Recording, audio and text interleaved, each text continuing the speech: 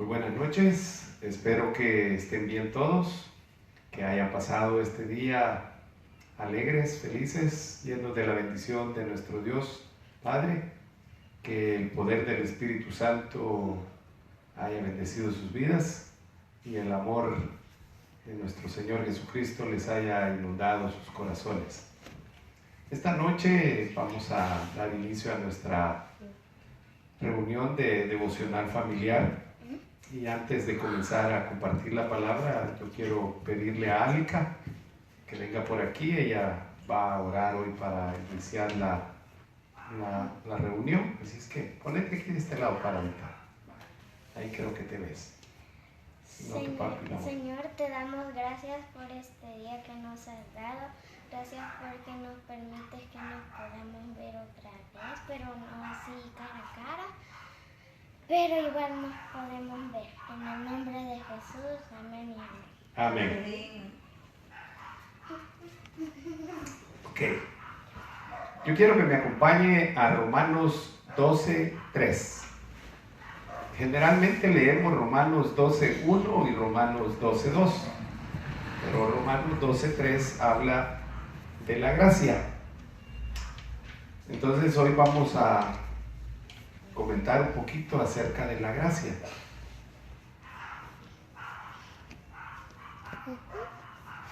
Si ya lo tiene, lo leemos. Dice así la palabra del Señor. Por la gracia que me ha sido dada, o que se me ha dado, les digo a todos ustedes, nadie tenga un concepto de sí más alto que el que debe tener, sino más bien piense de sí mismo con moderación, según la medida de la fe que Dios le haya dado. Oiga, dice, por la gracia que se me ha dado. Ok, entonces la gracia, nosotros hemos dicho que es un favor inmerecido, ¿verdad? Un don. Pero también la gracia hay que verla como el poder de Dios en nuestra vida. Es un poder de Dios. De hecho, la palabra habla del espíritu de gracia. Entonces, es algo, es un ente que tiene un poder, que obra en nuestra vida, que obra en la vida de todas las personas. Y tiene que ir acompañada de fe, y la fe tiene que ir acompañada de la gracia. El tiempo que tenemos de vivir en este mundo nos ha hecho aprender que los días realmente no son muchos, los días de nuestra vida. Porque, ¿qué son 60 años? ¿Qué son 80 años? Si la misma palabra dice que un día son como 1000 años y 1000 años como un día en el reloj de Dios. Entonces, realmente la vida del hombre es corta. En la antigüedad sí eran cantidad de años los que vivía, pero hoy escasos el número de personas que logran sobrepasar los 100 años, y cuando los pasan o cuando los cumplen, los celebran, hacen reportajes, pero no así hacen un reportaje de alguien que cumple 80, 60, mucho menos 40, 30 o 20. ¿Ya? ¿Por qué? Porque celebramos el que esa persona haya podido llegar a los 100 años o más. Porque los años de vida del ser humano son cortos, realmente. Y muchas veces los años pasan en nuestra vida y no son exactamente como nosotros quisiéramos que fueran. Tenemos expectativas que muchas veces no se cumplen. Tenemos anhelos que no llegan a materializarse. Entonces todo eso afecta y incide en nuestra vida. Pero Dios, que se ha tomado el tiempo y la dedicación para nosotros, Él nunca va a poner una situación sin darnos la habilidad para estar en la situación y para salir de ella, y de una manera especial, con gozo, con alegría. Porque eso es lo que Dios quiere, que usted y yo tengamos alegría, tengamos gozos. Por eso Pablo decía, regocijaos, nuevamente os digo, regocijaos en el Señor. Entonces, lo que Dios anhela, desea y quiere para nosotros, sus hijos, es que siempre estemos alegres en cualquier situación, que estemos llenos de gozos en cualquier situación, por muy dura, muy difícil, muy oscuro que sea aquello. Recuérdese que al final de cada túnel está la luz. Eso así es. Y nosotros que conocemos al Señor, dice que aunque andemos en el valle de la sombra de la muerte, no hemos de temer el mal. ¿Por qué? Porque Él está con nosotros siempre. Entonces, Dios da de su gracia, de su poder. A Pablo le decía, bástate mi gracia, porque en tu debilidad mi poder se perfecciona. Entonces, esa debilidad implica varias cosas. Implica que yo tengo que decirle a Dios, yo no lo puedo hacer. Implica que yo estoy humillado delante de Dios. ¿Por qué? Porque cuando yo estoy humillado ante Dios, estoy siendo débil, porque estoy diciendo que yo soy menos que Él, que es su poder el que obra en mi vida. Cuando yo le entrego a Dios todas mis cosas, mis esfuerzos, mis trabajos, todo, entonces yo estoy diciéndole a Dios que yo no puedo, que soy débil y que dependo de Él. Ahora, eso se llama fe. Entonces la gracia actúa en la fe. Entonces Dios nos da de su gracia en cada situación. Entonces, por eso es que hoy estamos hablando que la gracia es el poder que Dios nos ha dado. Eso es el tema, el poder, la gracia, el poder de Dios dado o que Dios nos da, como lo querramos ver. Así que una forma sencilla, corta de definir lo que sería la gracia podría ser esto: es el poder de Dios para ayudarnos a hacer lo que sea en lo que necesitemos hacer. ¿Qué quiere decir? Que Dios nos da un poder para poder hacer las cosas que necesitamos realizar, para no redundar en la palabra hacer, siempre y cuando vayan enfocados en la voluntad y en el propósito de Dios. Y como le decía hace unos minutos, que nosotros dependamos de Él, porque no es con nuestra fuerza, sino con el poder de Dios que está inmerso en la gracia, en el espíritu de gracia que Dios derrama sobre cada persona. Todos tenemos ese poder, o deberíamos de tener ese poder. Pero, ¿qué sucede? Que cada uno debe de recibirlo, de aceptarlo. Por eso es que a Pablo le dijo el Señor, y esa escritura quedó para nosotros: bástate mi gracia. O sea, te sea suficiente mi gracia, pues. Que él estaba queriendo decir: mira, Pablo, no necesitas nada más que la gracia para poder hacer las cosas, para que tu debilidad, en medio de tu debilidad, mi fuerza, mi poder, todo lo mío se perfeccione, y entonces vas a poder hacer las cosas que son necesarias que realices. Entonces lo mismo sucede en nuestra vida.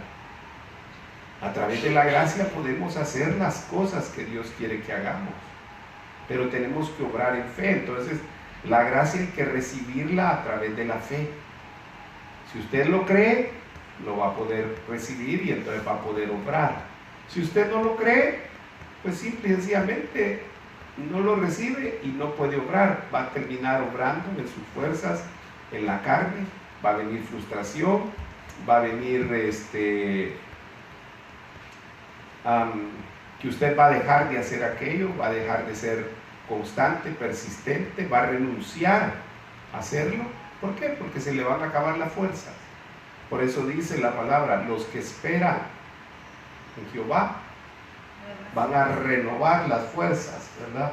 van a correr, van a caminar, no se van a cansar ni se van a fatigar. ¿Por qué? Porque no lo van a hacer en sus fuerzas, sino en las del Señor. Como las águilas que renuevan las fuerzas. Así tenemos que caminar nosotros en esta vida cristiana. Entonces, Romanos 12:3 lo que está diciendo es que a cada uno de nosotros le ha sido asignado en medida de fe. O sea, de acuerdo a la medida de fe, así tenemos cada uno. Por eso es que hay quienes hacen cosas y nosotros nos quedamos sorprendidos de lo que han hecho. Pero si nosotros tuviéramos la medida de fe que ellos también tienen, podríamos realizar aquello. Lo que pasa es que tenemos que aprender a creer, a tener la confianza suficiente en lo que Dios nos ha dado, en lo que su palabra dice y en lo que podemos hacer con el poder que Él nos da. No para vanagloria nuestra, sino para la gloria de Él. Pero tenemos que aprender a tener fe, a crecer en fe. Entonces, debemos de preguntarnos, ¿qué estamos haciendo hoy con la fe que nos ha sido dada? ¿Qué hacemos con ella? ¿Está ahí guardada? ¿Está metida en un armario? ¿Qué estamos haciendo realmente con la fe que Dios nos da? ¿Estamos poniendo la fe en mí mismo? ¿La estoy poniendo en mi persona? O sea, no es malo creer en uno mismo, pero realmente dice la palabra que nosotros debemos tener nuestra mirada, ¿dónde? En el autor y consumador de la fe, que es Jesucristo. Pero también con esa fe que Él me da, entonces creo que yo puedo hacer las cosas. Porque también si yo no creo que las puedo hacer, aunque Dios me esté dando las cosas, desde el momento que yo no lo creo que yo lo puedo hacer, desde ahí estoy vencido. Y realmente Dios me ha dado poder, me ha dado fuerza, me ha dado fe para que pueda hacer las cosas que Él dijo que yo hiciera, de acuerdo a la capacidad que yo tengo. O he puesto mi fe en los demás, en otra persona, o todavía más tremendo, lo he puesto en las circunstancias. Ayer yo oía una conferencia de un hombre que hablaba sobre el pensamiento en 3 niveles: el pensamiento del pobre, de la clase pobre, el pensamiento de la clase media y el pensamiento de la clase rica. Y entonces él decía, el pobre cree que el gobierno tiene que solucionarle todo, que la familia le tiene que proveer cuando no tiene dinero. Y que, ¿cuál era la tercera cosa? Se me olvidó, pero, y que su esperanza estaba puesta en la lotería. Fíjense, el gobierno tiene que solucionar todo, la familia tiene que sostenerlo y sacarse la lotería. El pensamiento del clase media tiene que ir a estudiar para conseguir un trabajo estable y ahorrar. Y entonces él ponía razones por las cuales no funciona. El gobierno nunca va a resolver todas las cosas. La familia no está obligada a mantener a todos los de la familia, ¿verdad? Tener bastantes hijos para que después te mantengan, ¿no es cierto? Y la lotería es un juego que es de azar, y usted no sabe si algún día se lo va a sacar o nunca se lo va a sacar. Lo más probable es que lo único que saque es el dinero en la bolsa para comprar el billete. El otro, el de clase media, es bueno ir a la escuela, sí, pero la escuela no enseña a ser exitoso a la manera de un rico. Lo seguro no es el empleo. Lo seguro es que cuando hay una situación le quitan el empleo, y cuando pierde el empleo entonces se gasta lo que ha ahorrado, si es que ha ahorrado. Mientras que el concepto de la gente adinerada o rica es que aprende a tener un negocio, aprende a utilizar los recursos de las demás personas y tiene el negocio en el cual él no trabaja, porque si trabaja entonces es empleado de su propia empresa. Son conceptos bien diferentes. Entonces el rico cree, cada uno de ellos cree. Ahora, llevándolo al contexto espiritual, ¿usted cree que Dios le ha dado el poder para sanar enfermos, por ejemplo? ¿Usted cree que Dios le ha dado el poder para que tome cosas mortíferas y no le hagan daño o lo muerdan serpientes? Si no lo cree, ni lo intente, porque se va a morir. Pero Pablo sí estaba convencido de ello, al grado que lo mordió la serpiente, le quedó colgando y todavía se la sacude así en el fuego, ¿verdad? Y la serpiente lo suelta. Todos pensaron que se iba a empezar a hinchar por el veneno, pero nada, Pablo siguió tranquilo. ¿Por qué? Porque él había creído la palabra de Dios. Él había creído que Dios le había dado un poder excepcional para obrar, para hacer la obra que le habían encomendado. Entonces, si usted cree, lo va a hacer. Usted cree que tiene el poder para orar por los enfermos y estos se levanten de la cama, o para orar aún yendo más allá de los muertos, por los muertos, y se levanten de sus tumbas o del féretro o de la cama donde está el ahora occiso. Si usted lo cree, lo hace y sucede. Si usted no lo cree, no va a suceder y va a quedar avergonzado. Entonces tiene que creer en el poder que Dios le da y tiene que creer que usted tiene ese poder y que puede hacerlo.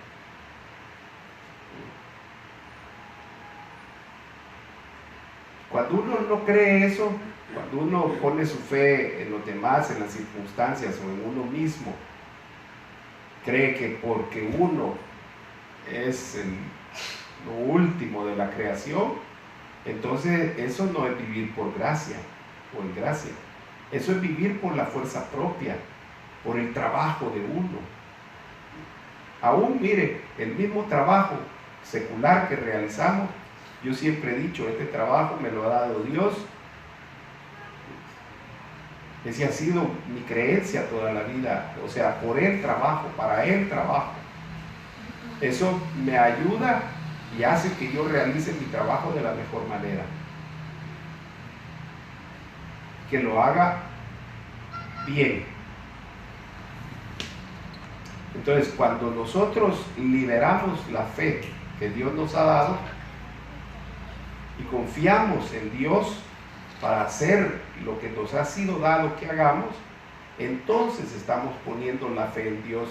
Entonces el poder de la gracia está funcionando, está haciendo esa obra. Y podemos entonces hacer cosas que nos van a sorprender a nosotros mismos y a los demás.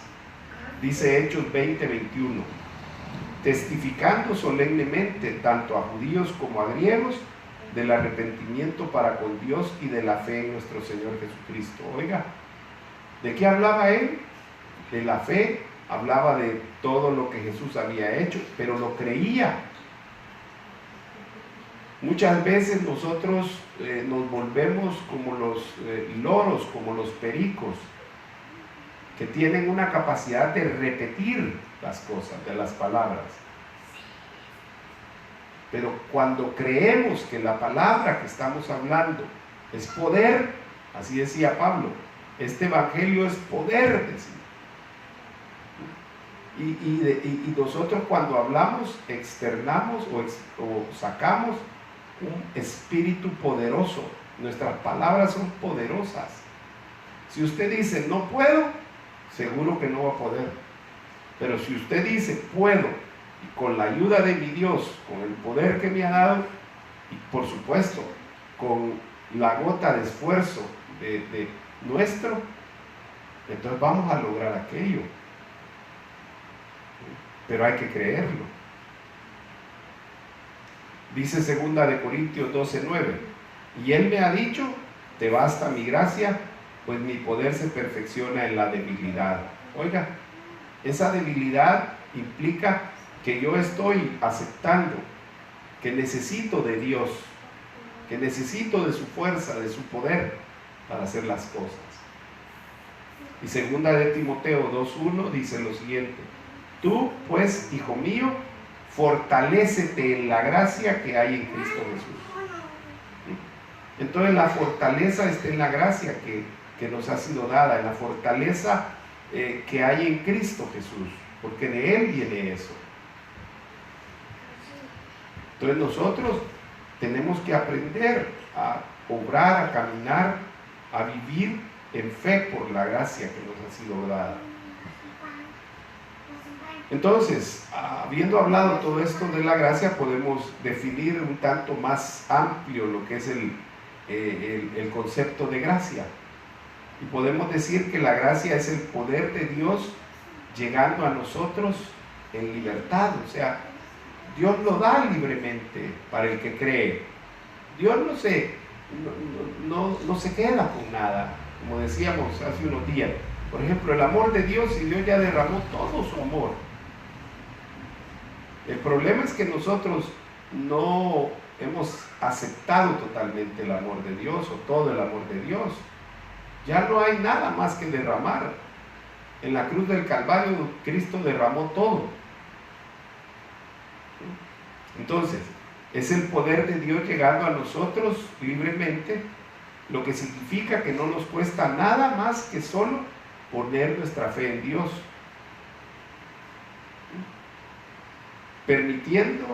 permitiéndonos hacer con facilidad lo que nunca pudiéramos hacer solos o con cualquier cantidad de esfuerzo o lucha. Entonces, cuando tenemos la gracia de Dios, podemos hacer las cosas sin mayor esfuerzo, sin mayor lucha. No digo que no haya un esfuerzo, pero es el mínimo, porque el 99.99 lo pone Dios y el resto lo ponemos nosotros. ¿Qué se necesita para ir a sanar a un enfermo?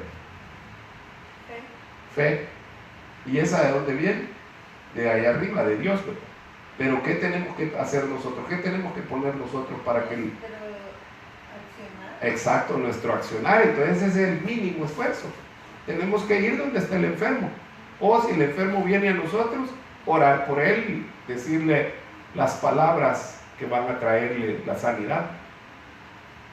Entonces, la mayor parte lo hace Dios con su poder. Nosotros hacemos el mínimo, pero tenemos que accionar. Por eso es que los apóstoles, y hoy entiendo cuál era el punto de Pablo, de cuando empezaba una carta o terminaba una carta, y siempre hablaba de la gracia de Dios, porque era lo que necesitaba cada uno de los creyentes de aquel tiempo, porque tenía que ser manifiesto el poder de Dios. O sea, Jesús no solo habló la palabra de Dios, la palabra que el Padre le daba a hablar por medio del Espíritu Santo, sino que Jesús mostraba el poder de esa palabra. Entonces Jesús hablaba de que los enfermos eran sanados, pero ¿qué hacía? Sanar enfermos. Jesús hablaba de darle de comer a multitudes, multiplicaba peces y panes. Jesús hablaba de la resurrección y resucitaba muertos. Y eso es lo que tiene que suceder en nuestras vidas. Eso era lo que pasaba con los discípulos del principio. Llegaron a ser como el Maestro, lograban hacer las cosas que el Maestro había hecho. ¿Por qué? Porque habían creído. Entonces Pablo ministraba gracia y paz a todos los creyentes de todas las iglesias, de todas las congregaciones. Entonces usted puede ver en todas las epístolas paulinas, la entrada o la despedida de Pablo era gracia y paz de parte de nuestro Dios, Padre, y de Jesucristo, el Señor. Esa era la forma en que Pablo se introducía para hablarles o se despedía de los creyentes. ¿Por qué? Porque necesitamos de la gracia de Dios, cada uno de nosotros, para que el poder de Dios se perfeccione. Yo termino con uno de los versículos que hablan de la gracia, que es Filemón 1:3, y dice así: gracia a vosotros, esto quiero ministrarlo para usted que me escucha esta noche, gracia a vosotros y paz de parte de Dios nuestro Padre y del Señor Jesucristo. Que esta noche la gracia y la paz de nuestro Dios y del Señor Jesucristo, del Padre y del Hijo, sean derramadas sobre cada una de las personas, aquí en la casa, sobre Celina, sobre Álica, sobre Mariceli, sobre Luca, sobre Paul, sobre mi vida, sobre la vida de cada uno de los que esta noche me están escuchando, sobre cada uno de ustedes. Usted que me está oyendo, reciba esta noche la gracia de Dios, la paz de Dios, esa paz que sobrepasa todo entendimiento, que el mundo no conoce y no entiende. Así es que yo le ministro esta noche de la paz y de la gracia de nuestro Señor Jesucristo. Vamos a orar para finalizar. Le vamos a pedir a Celina que nos despida esta noche en oración. Padre, gracias, amado, por la palabra que escuchamos. Señor, te pido en el nombre de Jesús que la hagamos práctica, que la practiquemos, Señor, y que podamos tener esa gracia, Señor, que solo tú puedes dar, mi Rey. Quiero pedirte, Señor, que esta noche podamos dormir en paz, podamos descansar y que tu Espíritu Santo se quede ministrándonos toda la noche, mi Rey. En el nombre de Jesús, Padre. Amén. Amén. Nos vemos el día de mañana. Que tenga un buen descanso esta noche. Adiós.